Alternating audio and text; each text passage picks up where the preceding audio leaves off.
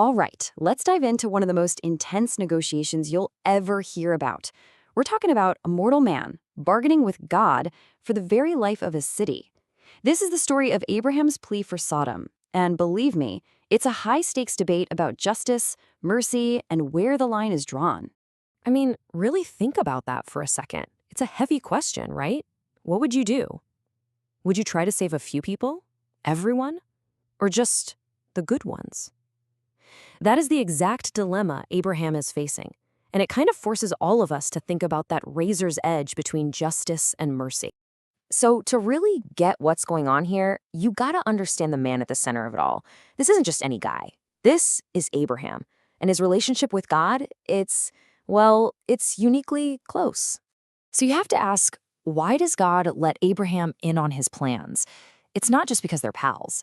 The text makes it really clear. God trusts Abraham. He sees him as a partner, someone who's going to help establish righteousness and justice on earth.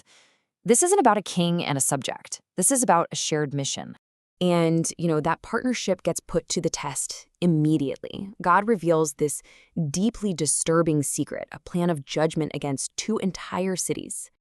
Wow, the language there is so powerful. It doesn't just say they're doing bad things. It talks about an outcry. That suggests the injustice, the violence, the sin of the city. It's so bad that it's an active force literally crying out for justice.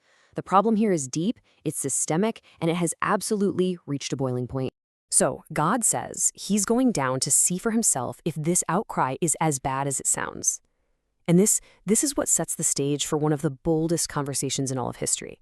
Because Abraham knows what divine judgment means, and he decides, I have to step in.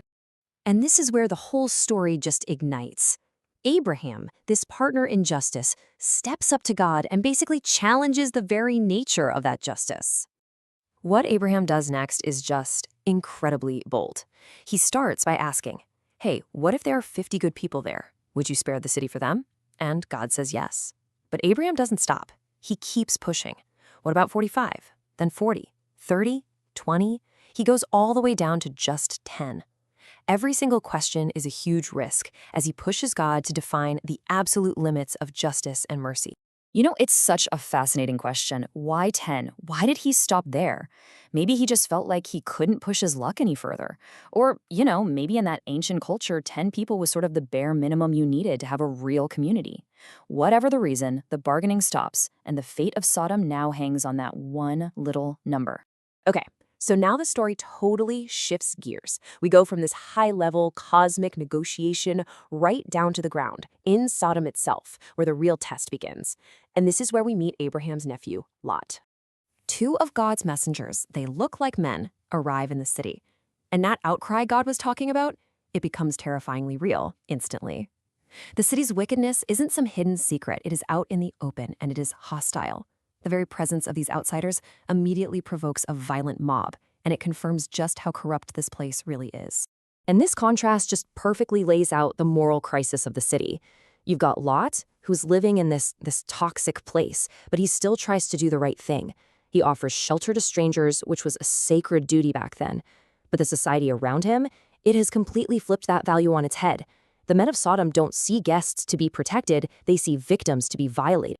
So in the end, they don't even find 10 righteous people. But the negotiation was not a total failure.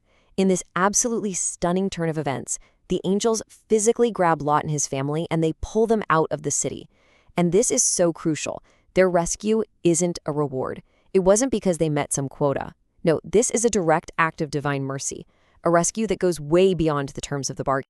So after all that, after this incredibly intense story, what are we supposed to take away from it? What are the lessons that are left behind in the ashes of Sodom? One of the most powerful lessons here is about grace. Think about it. Even as the angels are saving his life, Lot is hesitating. He's scared, he's arguing, he's even trying to negotiate a different escape route.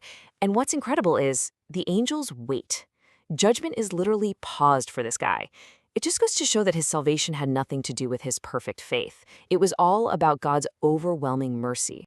So let's just recap the big takeaways here. First, God's justice isn't rash, it's patient, it's investigative. Second, the act of intercession, standing up and pleading for other people, it has profound power. Third, the story really redefines wickedness. It's not just about individual bad acts, it's about a whole society failing to protect its most vulnerable. And finally, maybe the biggest takeaway of all is that mercy can be a pure gift, offered freely even when no one's earned it. And that kind of leaves us with this final thought to chew on. In a world that can feel so harsh, so quick to judge, this ancient story really challenges us, doesn't it? It asks, are we going to be the ones who stand in the gap? The ones who bargain for the good in others? Are we going to be the people who plead for mercy?